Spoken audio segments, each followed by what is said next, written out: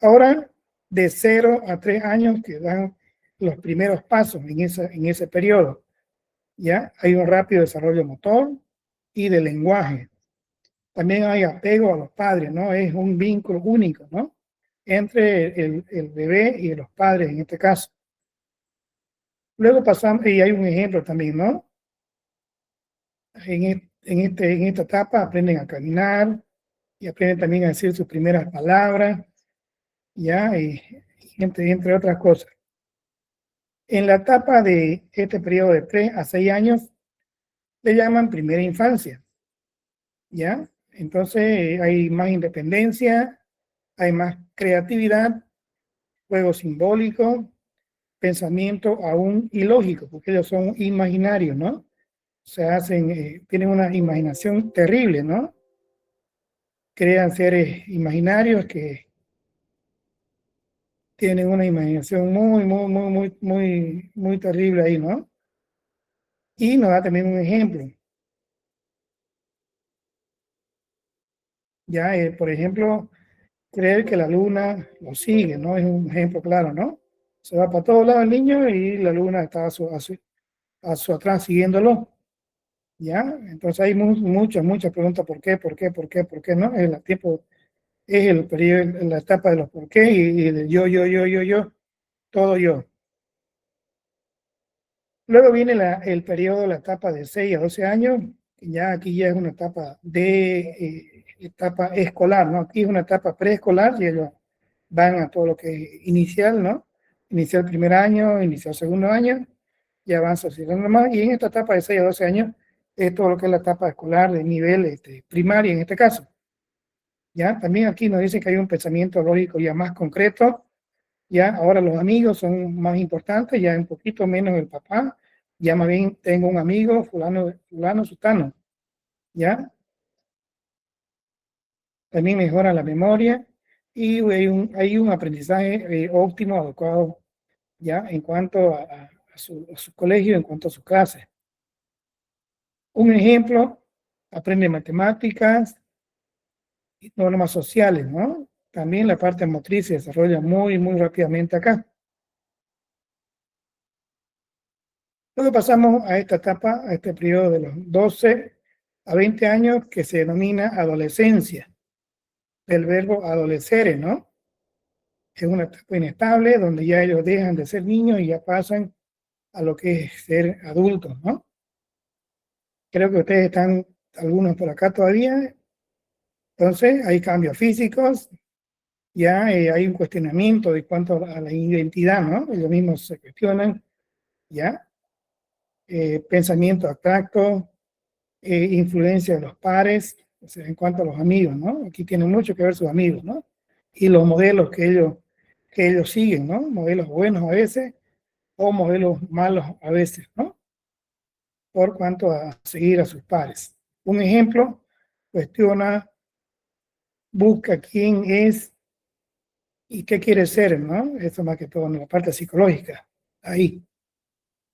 Luego pasamos a la etapa de los 20 a 40 años y a una adultez temprana. Ya entonces ya hay decisión de pareja, ya hay esto, lo que es la inserción laboral, ya hay trabajo, ya hay proyectos de vida, ya, y lo que son deportistas aquí alcanzan su mayor rendimiento, ¿no?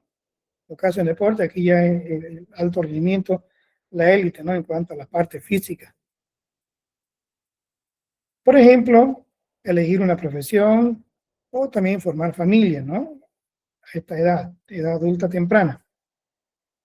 Luego pasamos a el otro periodo, otra etapa de los 40 a los 65 años, adultez intermedia, ya búsqueda de un sentido de la vida, cambios físicos ya más marcados, responsabilidad familiar doble, porque ya algunos ya tienen que encargarse también de los hijos y también de los papás, ya de los abuelitos en este caso, ya. Y hay una pequeña crisis de media edad justamente por esto, por esta doble responsabilidad, ¿no? Que a veces es estresante también. Y nos da el ejemplo de cuidar a los hijos y también cuidar a los papás o las personas mayores. Pasando ya a los 65 años o más, adultez tardía, entonces ya disminuye la fuerza y la velocidad. Aquí deben hacer ellos deporte, ejercicio de bajo impacto, por salud, más que todo por calidad de vida, ya no por competencia como era acá en los 20 o 40, ¿ya? Pero pueden mantener una mente activa, seguro que sí. También afrontan ellos pérdidas, ¿ya? Y alguna búsqueda de propósito como tal.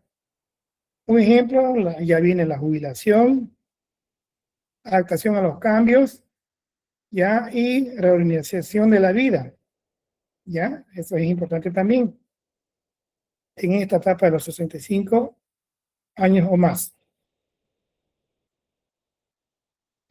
Hasta ahí sería la primera unidad, para luego ya entrar a la segunda unidad, que habla justamente de lo que es el hombre como ser biológico y social, con todos sus contenidos acá, que ya lo hemos visto también por parte de ustedes.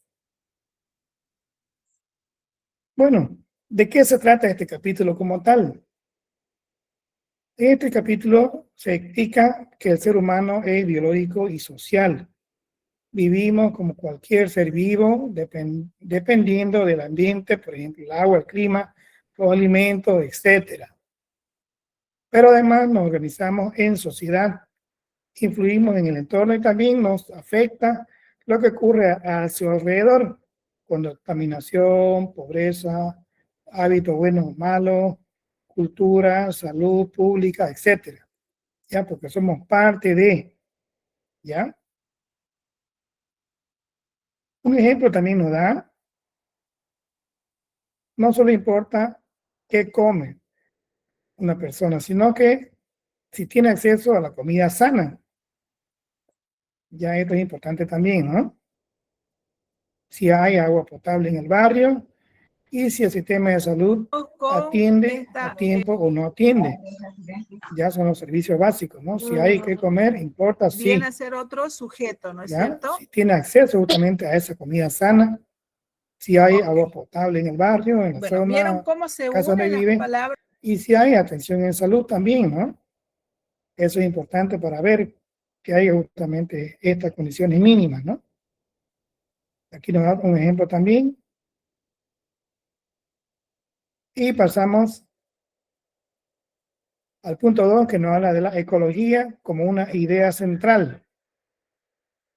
Entonces, la ecología es la ciencia que estudia las relaciones entre los seres vivos y su ambiente. Ya, esta es una pregunta importante también.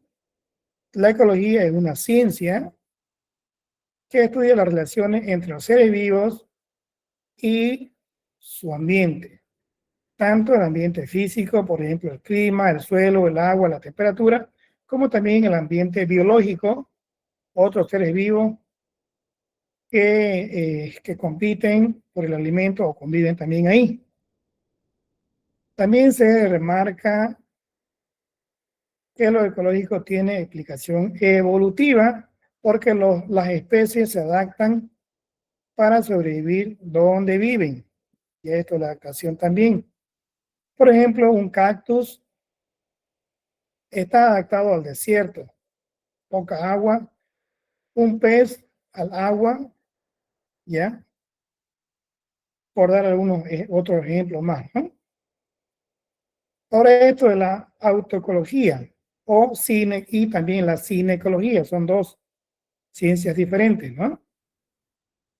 La autoecología estudia una especie o una población por separado, hablando de la autoecología, auto 1. Y la cineecología estudia ya la comunidad y ecosistemas completos, ya, o sea, muchas especies interactuando. Y el ejemplo sería autoecología, estudiar solo llamas del altiplano, por ejemplo, solo esa especie.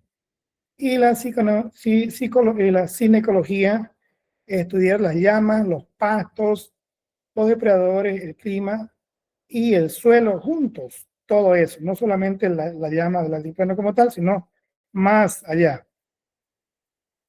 ¿Ya? Entonces eso, como por acá también las imágenes de todo lo que es esto, lo que es la evolución y la ecología como centro, como idea central.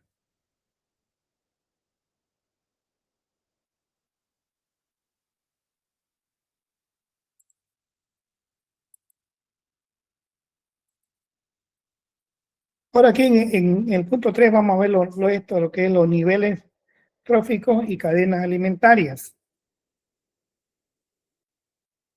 También lo hemos visto, ¿no?, ya en detalle en el tema anterior. Los ecosistemas funcionan como circuitos de alimentación y energía. ¿Ya? Eso es importante que ustedes lo sepan. Productores, plantas, consumidores primarios, herbívoros, consumidores secundarios, carnívoros, y los descomponedores, que son justamente, se alimentan de bacterias y hongos.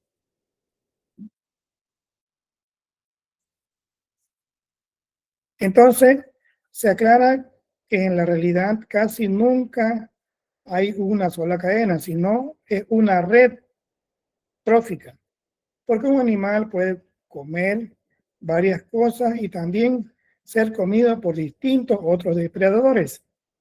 Un ejemplo de red: la hierba alimenta a las ovejas, a los conejos, a los ratones, y esos pueden ser comidos por lobos, por águilas o por búhos, como vemos acá el ejemplo, ¿no?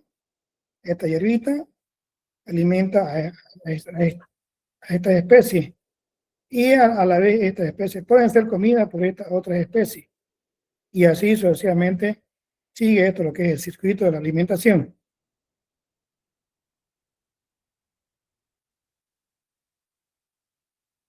Siguiendo, vamos a ver todo lo que es biomasa y energía, que también ya lo hemos visto.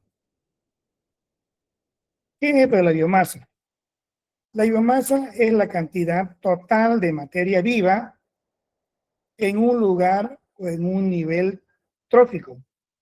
Por ejemplo, toda la masa de las plantas de una zona. Entonces, en una pirámide, la base, que serían los productores, suele ser mayor, y arriba hay menos organismos grandes. ¿Y cuál sería la clave de esto? Entonces, la energía se pierde en cada nivel por la respiración, por movimiento, por el calor. Por eso las cadenas no pueden tener muchos eslabones, normalmente 4 o 5, como vemos acá. Hay menos animales grandes en la cima. Un ejemplo: hay muchas plantas, menos herbívoros y pocos depredadores grandes. También se menciona que para sostener más población humana conviene cortar la cadena alimentaria, o sea, consumir más vegetales y menos animales, porque se aprovecha mejor de esta forma la energía. Un ejemplo sencillo: producir calorías comiendo maíz es más eficiente que criar animales para luego comérselos. Buena esa teoría también, muy interesante. Pasando ahora al siguiente punto de lo que es ecosistemas. Entonces, un ecosistema es una unidad natural donde hay componentes vivos y componentes no vivos. En los componentes vivos están las plantas, los animales, los microbios. Y en los componentes no vivos están el agua, el aire, las sales, el suelo, etc. Y entre ellos hay interacción y reciclaje de material. Un ejemplo típico: una laguna o un estanque. ¿Ya? Esto sería un ejemplo de componentes vivos y no vivos: una laguna cualquiera o un estanque cualquiera. Ahí hay productores, sí, hay algas, hay plantas, hay consumidores, sí, hay insectos, hay peces, y hay descomponedores, sí, hay hongos y bacterias. Entonces están todos estos 3 tipos, ¿no?, ahí mismo. Además, un ecosistema se entiende como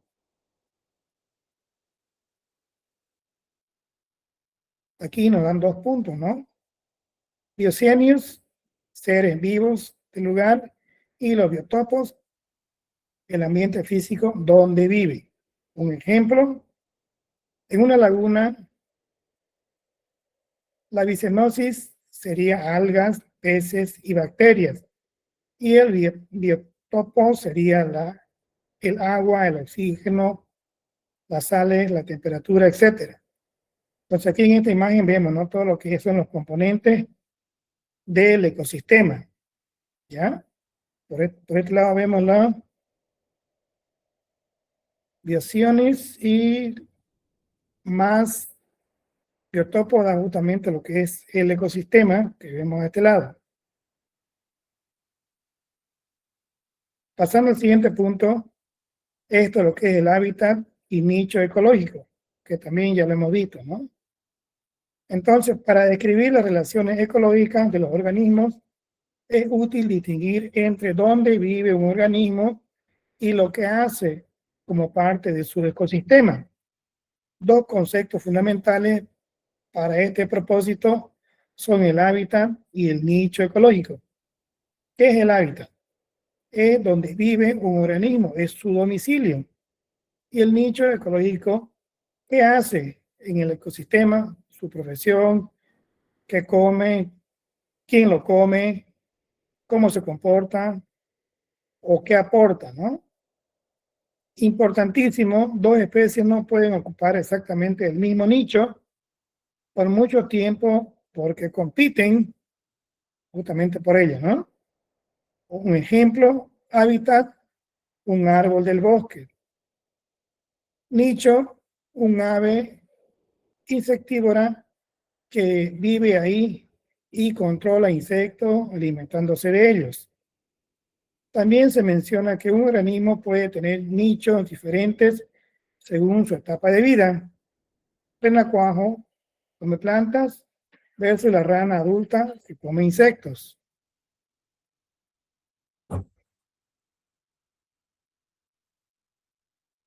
Continuamos entonces con el punto número 7. Vamos a ver la productividad de los ecosistemas. Y dice, la productividad es como medir qué tanto produce un ecosistema en la biomasa. Producción primaria, producción secundaria. Producción primaria, lo que producen las plantas. Producción secundaria, lo que producen los animales. Un ejemplo, en un lago las algas producen biomasas y los peces producen biomasa al alimentarse, serían la primaria y la secundaria. Vemos acá en esta imagen también, ¿no?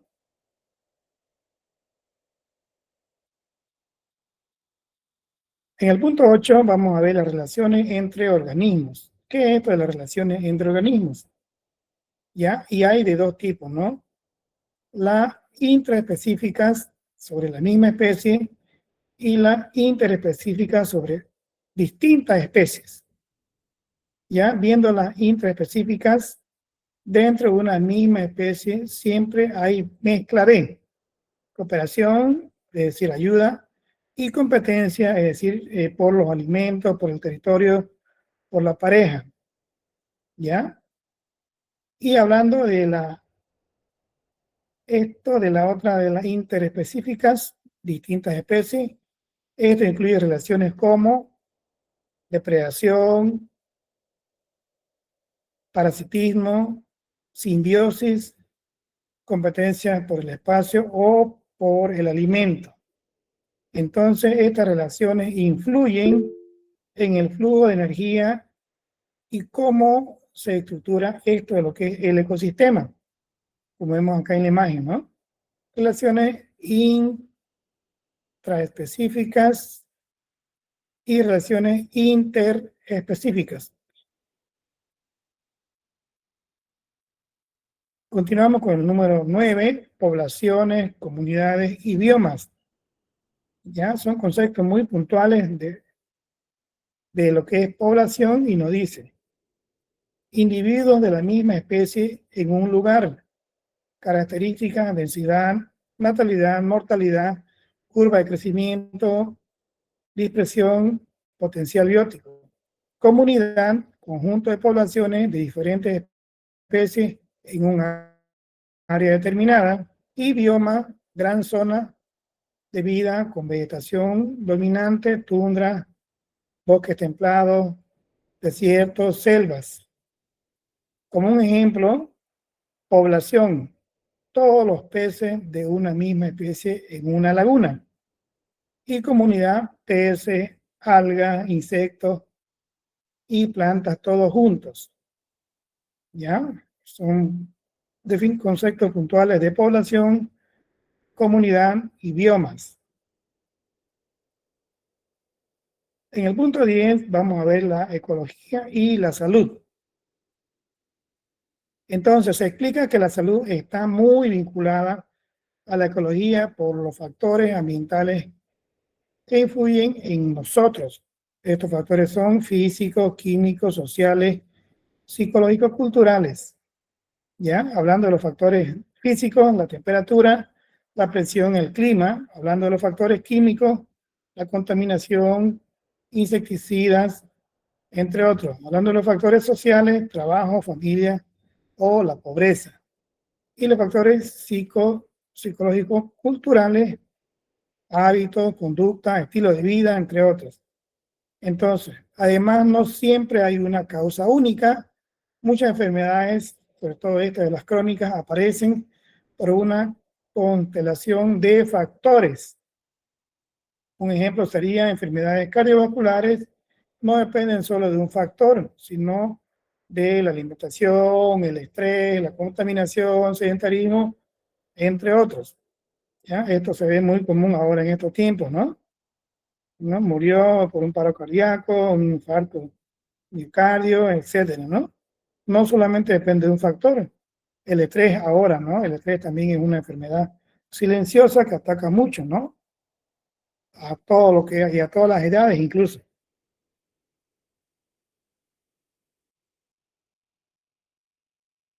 En el punto 11 vamos a ver los conceptos de salud, ya entrando más a lo que es nuestra realidad boliviana en cuanto a la salud. Ya vamos a ver la definición de la OMS y otras visiones dinámicas. Entonces, la OMS en este año 1946 definió la salud como el bienestar físico, mental y social, y no solo la ausencia de enfermedades. Entonces, se reconoce que esa definición es innovadora, pero también criticada porque suena ideal y poco realista, ¿ya? Como si la salud fuera un estado perfecto y permanente. Por eso, en la práctica se usa un enfoque más dinámico, un nivel de salud suficiente para vivir, trabajar y participar de las actividades de la comunidad. Un ejemplo, una persona con una enfermedad controlada puede tener buena salud funcional si trabaja, vive bien y participa en su comunidad. Ya, por ejemplo, la diabetes es una enfermedad que se puede controlar, ¿ya? Y puede esta persona hacer sus actividades de forma regular. Obviamente, si tiene el control médico, ¿no? Pasando al punto 12, ya estamos finalizando el segundo tema. El punto 12 nos habla de todo lo que es el Sistema Nacional de Salud en Bolivia. Entonces, Bolivia organiza el sistema en 4 niveles. Esto también ya lo hemos visto. Primer nivel, segundo nivel, tercer nivel, cuarto nivel. El primer nivel son los centros de salud, las postas, ya es el primer contacto de la población. ¿Ya? Nosotros aquí en el barrio tenemos como primer nivel, debemos ir en ese orden. Acudir primero al centro de salud, a la posta del barrio. Es el primer nivel. Y de ahí ellos ya nos van derivando de acuerdo a la gravedad o no de la enfermedad o de la lesión o del accidente, lo que sea. El segundo nivel son ya hospitales distritales de referencia, un poco más grandes, ¿no? Más equipados. Y en el tercer nivel, hospitales generales departamentales ya con especialidades. Y el cuarto nivel, obviamente, ya son institutos especializados, ¿no? Entonces, todo esto se basa en la estrategia de atención primaria en la salud, con la sigla APS, ¿ya? Atención primaria de salud, impulsada desde esto, lo que es Alma Atas en el año 1978, para promover esto, lo que es la salud y prevenir enfermedades. Un ejemplo, vacunación y control de niños sanos son APS y se hacen principalmente en el primer nivel. Ya todo lo que es de la vacunación dice acá que se hace en el primer nivel. Como vemos acá en esta foto, en esta imagen, ¿no? Esta mamá está con su niño, seguramente está haciendo todo lo que es este tipo de vacunación para llevar un control del niño sano. Vamos a ver ahora los programas de esto, lo que es el APS. ¿Ya? Poblaciones especiales, madre, niño, trabajador, adulto, mayor, discapacitado. Salud general, alimentación, nutrición, salud bucal y mental, prevención de accidentes, saneamiento ambiental. No son todos los programas, ya, y esto se ejecuta a través de campañas, ¿no? Que hacen diferentes instituciones a la cabeza de sede de la universidad o de algún otro ente, ¿no? Que lo requieran. Metas mínimas, ya según esto es un ideal, obviamente, ¿no? La esperanza de vida, más de 70 años. Con estos cuidados se quiere llegar a una esperanza de vida de 70 años. Una mortalidad menor, ¿no? A 30 por 1000. Una mortalidad de niños entre 1 y 4 años, menos del 2.4 por 1000. La vacunación, un 100% de niños, ¿ya? Menores de 1 año y embarazadas. Se quiere llegar a eso también. Agua potable, ya un 100%, y la cobertura de servicios de salud a un 100%. Son las metas, obviamente, ¿no? Hay que trabajar mucho para lograr eso, seguro que sí, bastante. En el punto 13 vemos ya los programas de salud en Bolivia. Ya sabemos que hay 2 puntos, ¿no? 2 puntos importantes, uno que es la atención integral a menores de 5 años y la otra que es atención integral a las mujeres. ¿Ya? Entonces, esta atención, ¿qué incluye? Hablando de los menores de 5 años, vacunación, hay un calendario, tienen ellos una libreta de vacunas donde llevan un control, ya PAI se llama. Alimentación y nutrición, control bucodental, control de diarreas, control de infecciones respiratorias, por darle un ejemplo, control periódico, vacunas y manejo rápido de la diarrea para evitar complicaciones. ¿Ya? Entonces son algunas de las atenciones que se le da en principio a la mamá para que pueda llevar un control de su niño en este caso, ¿no? Ahora ya viendo a la atención integral de la mujer. ¿Esto qué incluye? Estas campañas, ¿qué incluyen? Educación sexual, control ginecológico integral, prevención y detención de cáncer, planificación familiar, salud oral, inmunización.